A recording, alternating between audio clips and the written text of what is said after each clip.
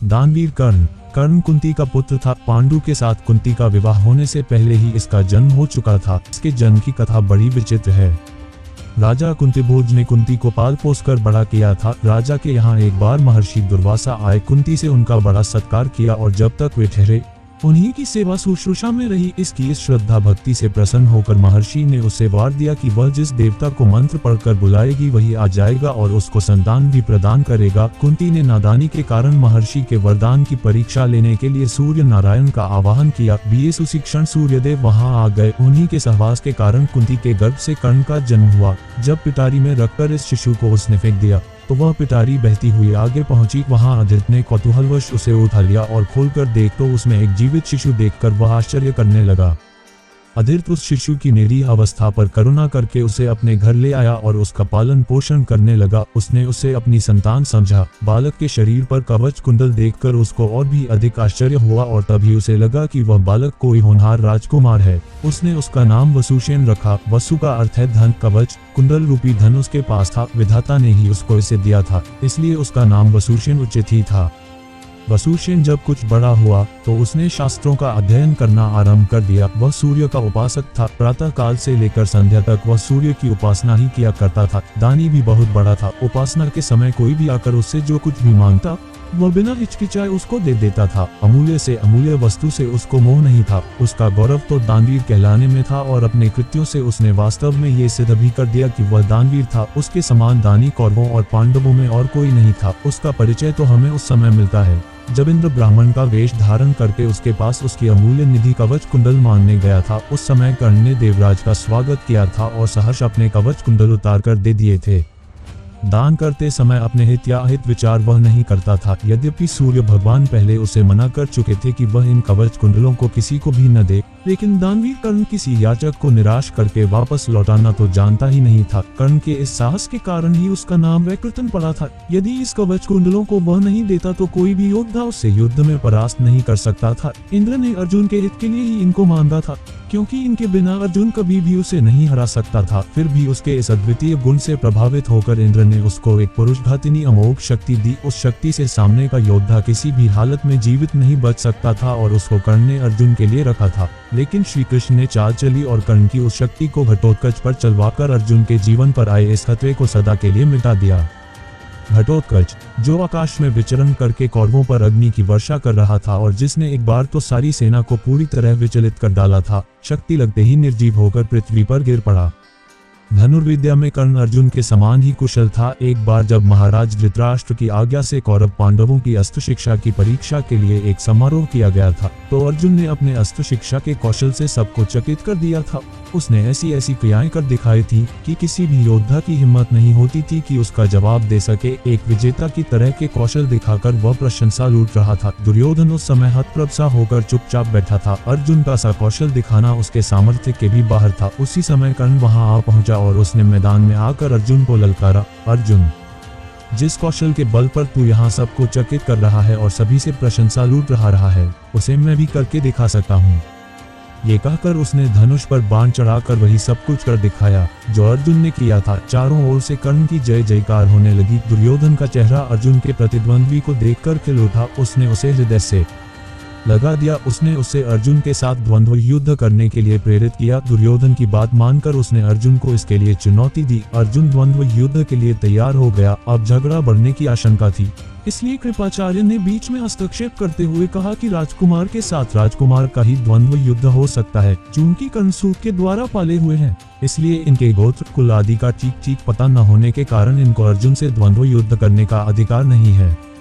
बस यह ऐसी समस्या थी जिसको कर्ण हल नहीं कर सकता था। वह हक्का बक्का सा अर्जुन का मुंह तार का रह गया। दुर्योधन को भी इससे धक्का लगा, क्योंकि कर्ण के द्वारा अर्जुन का मान चूर्ण करने की उसकी ही तो योजना थी। जब कर्ण इस दुविधा में पड़ा हुआ आगे अपने पैर नहीं बढ़ा सका तो दुर्योधन ने उसे राजाओं की श्रेणी में लाने के लिए अन्य देश का राज्य दे दिया। राजा होने के नाते अब वह अर्जुन या अन्य किसी राजकुमार के साथ युद्ध कर सकता था। वह इसके लिए उतारू भी था, लेकिन संध्या होने के कारण यह वाद विवाद थम गया और सब अपने अपने घर चले गए। बस फिर जीवन में सदा ही कर्ण अर्जुन से प्रतिद्वंद्वी के रूप में मिला। अर्जुन से ही उसकी विशेष रूप से शत्रुता थी। वह उसकी प्रसिद्धि को सह नहीं सकता था। अनेक स्थलों पर वह अर्जुन के सामने आया, लेकिन अपना कुल गोत्र न बता सकने के कारण उसे सामने से हटना पड़ा। वह सूत पुत्र कहलाता था क्योंकि सूत ने ही उसको पाला था। इसी कारण द्रौपदी के स्वयंवर में भी घूमती मछली की आंख बेधने की सामर्थ्य रखते हुए भी उसको अवसर नहीं दिया गया। स्वयं द्रौपदी ने ही सूत पुत्र कहकर उसका अपमान किया था और उसकी पत्नी बनने से इनकार कर दिया था। सूत पुत्र को क्षत्रिय कन्या का वरण करने का अधिकार नहीं है। ये शब्द शूल की तरह उसके हृदय में चुभ गए थे और वह लहू के घूंट पीकर अपने स्थान पर आ बैठा था। लेकिन द्रौपदी के प्रति उसकी घृणा इतनी बढ़ गई थी कि भरी सभा में दुशासन ने द्रौपदी को नंगा करना चाहा था तो उसने इसका तनिक भी विरोध नहीं किया था, बल्कि द्रौपदी की हंसी उसने लड़ाई थी। जब दुर्योधन के भाई विकर्ण ने कौरवों के इस घृणित व्यवहार की निंदा की थी तो कर्ण ने उससे कहा था, विकर्ण, तुम अपने कुल की हानि करने के लिए पैदा हुए हो, अधर्म अधर्म तुम पुकार रहे हो। द्रौपदी के साथ जो भी व्यवहार किया जा रहा है वह ठीक है। वह दासी है और दासी के ऊपर स्वामी का पूरा अधिकार होता है। ये कहकर उसने द्रौपदी के द्वारा किए अपने अपमान का बदला चुकाया था। उस समय उसका हृदय पत्थर की तरह कठोर हो गया था। जैसे भी बन पड़ा उसने द्रौपदी का अपमान किया, उसे 5 पुरुषों की व्यभिचारिणी स्त्री कहा और हर तरह से उससे धिक्कारा। उस समय प्रतिशोध की आग में जलते हुए उसने उचित अनुचित का विचार बिल्कुल छोड़ दिया। द्रौपदी को नंगी देखने और दिखाने की उसकी इच्छा थी। इससे स्पष्ट होता है कि कर्ण प्रतिशोध की भावना के आगे सत्य, न्याय और धर्म की भावना को पूरी तरह भूल जाता था। यह उसके चरित्र की दुर्बलता ही है। कर्ण स्वभाव से कुटिल भी था। वह दुर्योधन को इसी प्रकार कुचक रचने की सलाह दिया करता था जैसी शकुनी देता था। जिस समय जुए में हारकर पांडव वनवास के लिए चले गए और द्वैत वन में वे अपना समय काट रहे थे, उस समय कर्ण और शकुनी की बातों में आकर ही दुर्योधन अपने परिवार के साथ पांडवों को चिढ़ाने के लिए पहुंचा था। लेकिन यहाँ चित्रसेन नामक गंधर्व से इनका सामना हो गया। भीषण युद्ध हुआ। गंधर्व राजा ने अपने पराक्रम से सबको परास्त कर दिया और परिवार सहित सभी को उसने बंदी बना लिया। कर्ण तो अपने प्राण लेकर युद्धस्थल से भाग ही गया था। फिर युधिष्ठिर के कहने और अर्जुन के भी प्रयास करने पर चित्रसेन ने दुर्योधन आदि को मुक्त कर दिया।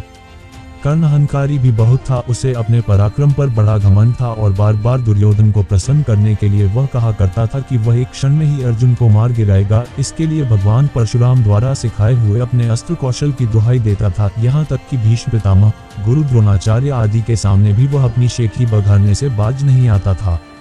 एक दिन पितामह से न रहा गया। उन्होंने इसे फटकारते हुए कहा, दुरभिमानी कर्ण, व्यर्थ की बात क्यों किया करता है। खांडव दाह के समय श्री कृष्ण और अर्जुन ने जो वीरता प्रकट की थी उसको याद करके तुझे लज्जित होना चाहिए। क्या तू श्री कृष्ण को साधारण व्यक्ति समझता है? वे अपने चक्र से तेरी उस अमोघ शक्ति को खंड खंड कर देंगे। व्यर्थ दम करना एक सच्चे वीर का गुण नहीं है। पितामह की यह बात सुनकर कर्ण क्रुद्ध हो उठा और उसने झल्लाकर अपने शस्त्र फेंक दिए और कहा, पितामह ने सभी के सामने मुझे लज्जित किया है। अब तो इनकी मृत्यु हो जाने पर ही मैं अपना पराक्रम दिखाऊंगा। इसी दुराग्रह के कारण जब तक भीष्म पितामह जीवित रहकर युद्ध करते रहे, कर्ण ने युद्ध में हाथ नहीं बढ़ाया। जब उसने सुन लिया कि वे धराशायी हो चुके हैं, उस क्षण प्रसन्न होकर वह दुर्योधन के पक्ष में आकर शत्रु से युद्ध करने लगा। गुरु द्रोण के पश्चात कौरव सेना का तीसरा सेनापति वही था। इस वृतांत से यही स्पष्ट होता है कि वह अत्यधिक क्रोधी स्वभाव का था। सदा अहंकार में उसकी बुद्धि डूबी रहती थी और इस कारण बुद्धिमानों की बातें भी बुरी लगती थी। इसके विपरीत अर्जुन धीर बुद्धि और विनयशील था। इस सब के होते हुए भी कर्ण अपनी बात का धनी था। जो कुछ भी वचन वह दे देता था उससे हटना तो वह जानता ही नहीं था। श्री कृष्ण ने उसे यह बता दिया था कि वह कुंती का ज्येष्ठ पुत्र है और साथ में उन्होंने उससे पांडवों की ओर मिल जाने का आग्रह भी किया था। लेकिन सब कुछ सुनकर भी उसने दुर्योधन के साथ विश्वासघात करना उचित नहीं समझा। श्री कृष्ण ने कहा था, कर्ण, भाइयों के विरुद्ध लड़कर उनको मारने की कामना करना पाप है। इसलिए तुम कौरवों का साथ छोड़कर पांडवों का पक्ष ले लो। युधिष्ठिर तुम्हें अपना अग्रज मानकर अपना जीता हुआ साम्राज्य तुम्हें ही दे देंगे। कृष्ण की यह प्रलोभन भरी बातें सुनकर भी कर्ण अपने वचन पर दृढ़ रहा और कहने लगा, श्री कृष्ण, दुर्योधन के साथ विश्वासघात करना सबसे बड़ा पाप है। यदि मैं उसकी मित्रता को तोड़कर पांडवों की ओर मिल जाऊंगा तो सब यही कहेंगे कि कर्ण अर्जुन से डरकर उनकी ओर मिल गया है। फिर मैं ऐसा क्या करूं?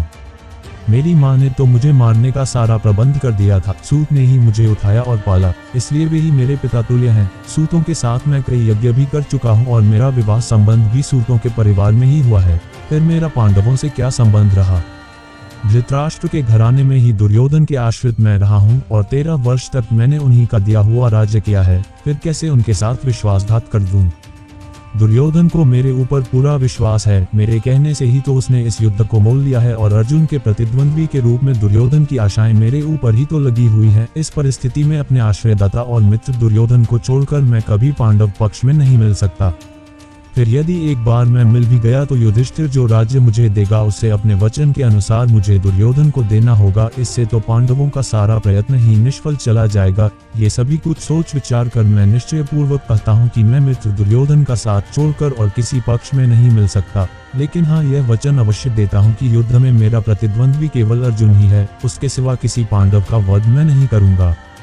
कर्ण का ये कथन उसके चरित्र की महानता पर प्रकाश डालता है। बात का कितना पक्का था, वह दानवीर दुर्योधन चाहे अधर्मी था, लेकिन उसका तो आश्रयदाता था, फिर वह उसके साथ छल कपट कैसे कर सकता था। अंत तक उसने दुर्योधन का साथ दिया और अपने आप को एक सच्चा मित्र प्रमाणित कर दिया।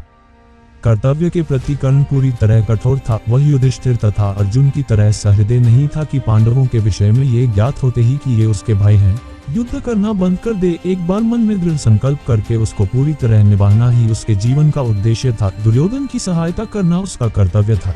इससे पांडवों के प्रति जागृत हुआ भ्रातृत्व भाव भी उसे विचलित न कर सका और फिर भी अर्जुन के प्रति कठोर और ईर्ष्यापूर्ण दृष्टि उसकी बनी ही रही। यहाँ तक कि स्वयं माता कुंती ने जाकर कर्ण को अपनी ओर मिलाने की इच्छा प्रकट की थी, लेकिन उस समय भी वह वीर अपने पद से विचलित नहीं हुआ। यह उसके चरित्र की श्रेष्ठता ही थी। फिर एक बार कृष्ण को वचन देकर अर्जुन के सिवा अन्य किसी पांडव की ओर उसने शस्त्र नहीं उठाया। अर्जुन से ही युद्ध करते हुए वह वीरगति को प्राप्त हुआ था।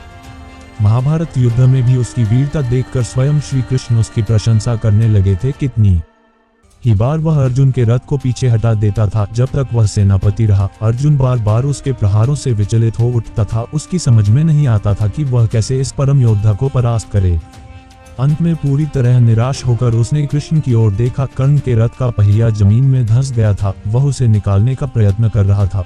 उसी समय कृष्ण के इशारा करने पर अर्जुन ने अन्याय का आश्रय लेकर उसका वध किया, नहीं तो उस वीर को मारना बहुत कठिन था। फिर यदि उसके हाथ में इंद्र की वह अमोघ शक्ति होती तो फिर उसको कोई भी पराजित नहीं कर सकता था और यह निश्चय था कि वह अर्जुन का वध करके विजय का शंख फूंक देता।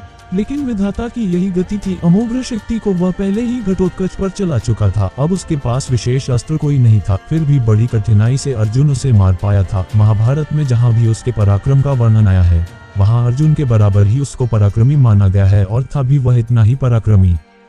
कर्ण के पराक्रम में धब्बा लगाने वाली एक बात यह है कि वह कपटी भी था। वह सदा सत्य और न्याय का ही आश्रय नहीं लेता था। उसने अल्पवयस्क राजकुमार अभिमन्यु का चक्रव्यूह के भीतर औरों के साथ मिलकर वध किया था। उसी ने उसके धनुष को काट गिराया था और फिर उस निहत्थे बालक पर 6 महारथियों ने मिलकर आक्रमण किया था, जिनमें से एक वह भी था। निहत्थे बालक की हत्या करने का अपराध सदा उसके चरित्र के साथ लगा रहेगा। इसीलिए इतना पराक्रमी होने पर भी कर्ण अर्जुन की तरह महापुरुष की कोटि में नहीं आ सकता। उसका हृदय कलुषित था।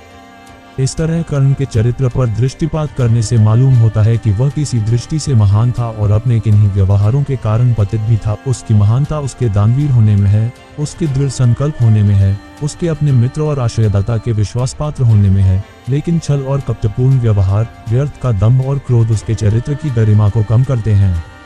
वह इतना पराक्रमी था कि उसके मरते ही दुर्योधन का सारा धैर्य टूट गया था और अब उसे अपनी पराजय की आशंका निश्चित लगने लगी थी। और वही हुआ भी। कर्ण की मृत्यु के पश्चात कौरव सेना का विनाश हो गया। स्वयं दुर्योधन भी भीम के द्वारा मार डाला गया। युद्ध में पांडवों को विजय प्राप्त हुई।